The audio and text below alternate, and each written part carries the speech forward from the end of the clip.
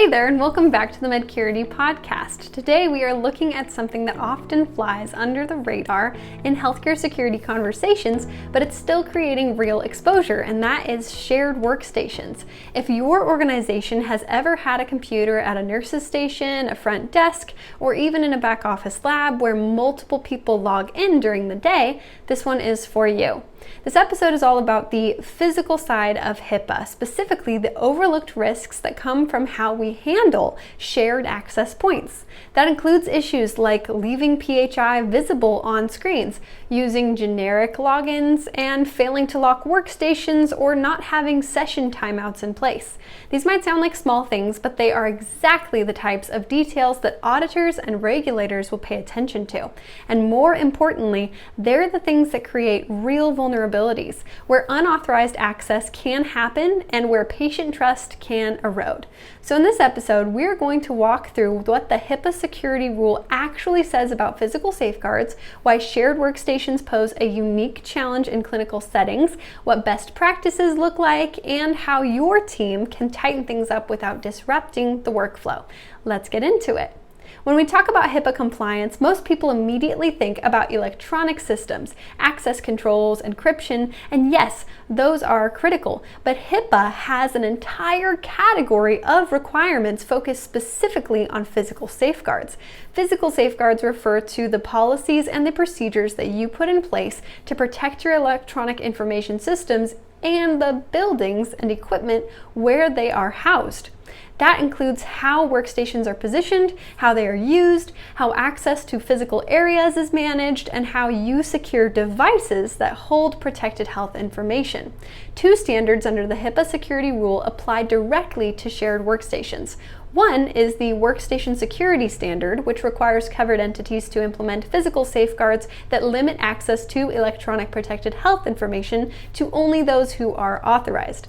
The second is the Workstation Use Standard, which focuses on defining how workstations can be used, what types of functions are permitted, and how those devices should be physically protected based on where they're located and what role they serve. In plain terms, HIPAA is telling us don't just focus on passwords and user permissions, take a step back and think about what a patient might see on a screen as they walk down the hallway, or whether someone could easily sit down at a workstation that's been left logged in. That's where the exposure happens, not just digitally, but physically.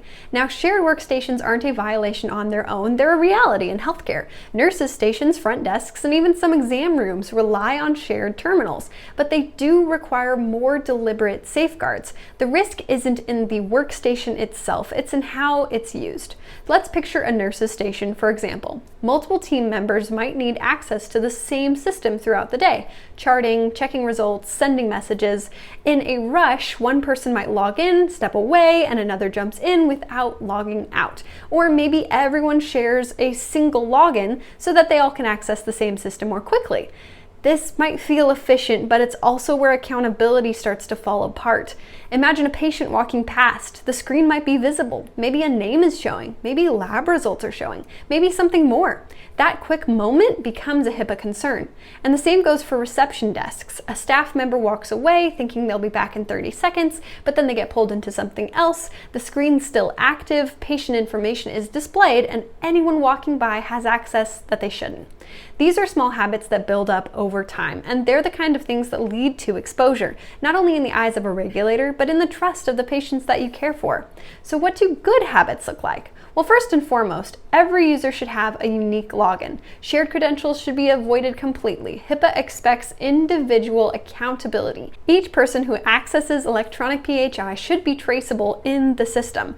Not only does this support compliance, it ensures that audit trails are meaningful. If something goes wrong or access is misused, you need to know who is responsible. Second, session timeouts should be in place. If a workstation sits idle for too long, it should automatically lock or log out. The specific time frame can vary based on the environment, but typically this is going to look like 5 to 15 minutes. The goal is to close that window of opportunity for unauthorized access, especially in busy or high traffic areas. At the same time, staff should be in the habit of manually locking their screens when they step away. Whether it's a quick walk to the supply room or a brief patient interaction, screen locking should be second nature. Many systems make this easy with keyboard shortcuts or quick access to lock buttons. Training plays a big role here. When teams understand the risk, these steps become part of the routine. Next, let's think about screen visibility. Monitors at the front desk or in open clinical areas should be positioned as to minimize the visibility to patients or to visitors. In some cases, this might mean rethinking how a desk is arranged. In others, it could mean using privacy filters, those screen covers that limit the views from angles. They're a small investment with a big return in protection. You'll also want to have clear documented policies around workstation use. That includes guidelines on who can access certain systems, expectations around logging in and logging out, rules against using personal devices to access PHI, and what to do if a workstation is left unattended. These policies should reflect your actual workflows, and they should be revisited regularly to make sure that they still make sense. From a technical side, your systems should be configured to log access and to track activity. That's not just good security, it's required. When someone accesses patient information, the event should be recorded. If something unusual happens, you should be able to go back and see what occurred and who was involved. Training is the final piece that ties all of this together. Even with great policies and system settings, people are the ones who are going to make or break security. So incorporate workstation safeguards into your regular HIPAA training. Walk through real-life examples, remind your team what's at stake, and treat it as part of the culture, not just a checkbox. All of this works best when you can balance security with workflow.